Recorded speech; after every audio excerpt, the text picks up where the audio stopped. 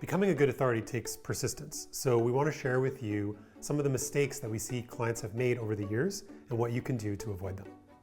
The first common mistake that people make when trying to be more Yoda, less superhero, is they step back from something without being clear about their expectations of what should happen after they've done so. So to give you an example, we worked with one leader who wanted one of their direct reports to own a meeting. But the piece that they missed was they didn't have a conversation around what their expectations were. They didn't talk about what visibility looked like and what kind of data should come out of the meeting. The way to avoid this is to have a simple step back conversation. So you're gonna go and talk with this person, maybe it's in a one-on-one or maybe it's in some other moment. And I want you to share with them and say, hey, so as we've talked about, I'm gonna step back from this thing. But before I do, let's have a conversation about what that looks like, because I want to make sure that we're aligned. So by asking a couple of questions and asking them to share with you any concerns that they might have, is there something that they're worried about? By doing that, you're far more likely to put them in a position where they can step up into that ownership and you can step back and stay there. The second most common mistake people make is insisting that the thing that they are stepping back from happens in exactly the way they would do it. This is part of the muscle you have to develop as a people leader. You have to build a threshold for people doing the work in a way that's different, sometimes very different than the way you would do it. So you got to care about it in a different way. What you should care about is the result. And you should care that it works within the results of the rest of the department or the team. Don't give up on that standard. If they're going to do it in a different way that works for them based on their experience, you've got to practice having a little bit more room for that and a little bit more flexibility. Otherwise, you'll find yourself delegating and asking this person to own this thing, but then you'll find yourself right back where you started of fixing it and refining it and tweaking it. And what you'll find is you're just making it the way you would do it and not necessarily making it any better. Another common mistake people make is that they assume that the piece of work that they would like to let go of, whether that's running a meeting or a particular project or doing some functional thing in the business, they assume mistakenly that that person actually knows how to do that thing. You might think to yourself, well, of course they know how to do that. They might not.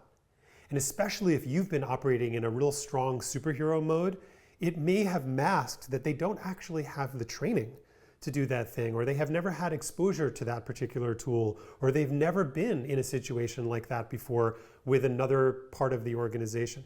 So make sure you leave space for that to be the possibility that they actually might need something more than you just stepping back. They may need some proactive guidance. They may need some direction in that moment, and they may even need some training in order for you to properly let go of that piece of work. Another common mistake people make is expecting or assuming that change is going to happen fast or way faster than it normally does. And if you think to your own experience, it's not a good feeling when someone is trying to coach or develop you and they have an unrealistic expectation for how long it's going to take you to do something differently, especially when it comes to a personal behavior or habit or how we show up to a human relationship, which is what we're doing at work. You've got to give some space. Don't assume that that person is going to be able to change and do that thing overnight. Again, remember, the whole point of this exercise is you're trying to be more Yoda, less superhero. So it starts with an assumption or an acknowledgement that you've been too much in the space in some way, shape, or form up to this point.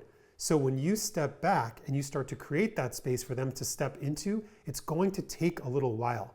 And part of the development of your own skills and confidence as a people leader is making sure that you remember that that's okay. The last mistake people leaders make when they're growing into this idea of more Yoda, less superhero, is mistaking validation for progress. A lot of times people will tell you on your team, we like it when you intervene, or, well, you're the only one who knows how to do this, or, yeah, we just feel better if you would take another look at it.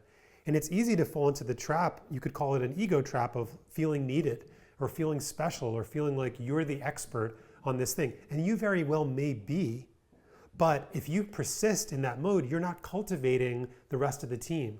So it may come down to you actually saying no to that validation and saying, well, yeah, I know it's helpful if I take another look at it, but I actually think it's a good coaching moment for you to stretch a little bit more. I'll take a look at it later, but not yet. So those are the most common mistakes people make when they're working on bringing more Yoda and less superhero to their leadership style. What that's going to look like for you is different, but remember that this is difficult work. This is about who you are as a person.